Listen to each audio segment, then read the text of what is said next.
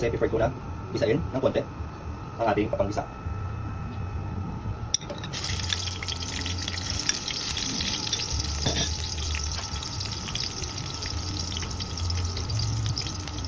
Ako ang bawang.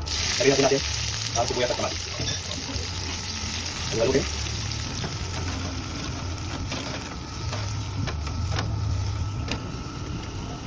Isang basong tubig.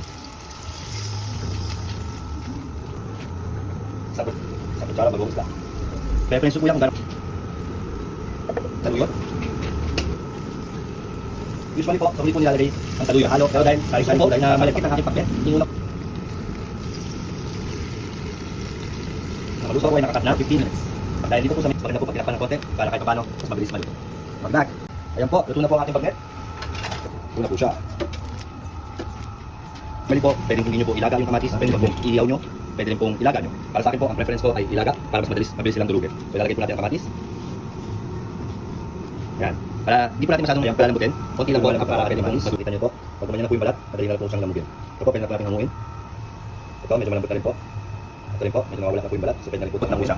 Ngayon po, tutulogin na po natin siya. Isatin nyo lang po. Durog na po siya.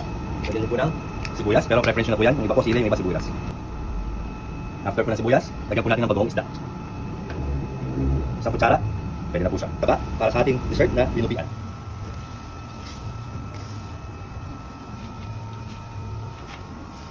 Ito na po ang ating saging na saba. Kung malaki natin siya, check po natin kung malambot na. Ayan na po ang finished product. Ito po ang ating main dish, pakbet, nilamog na kamatis na may bagoong, dinupian. Enjoy eating Ilocano.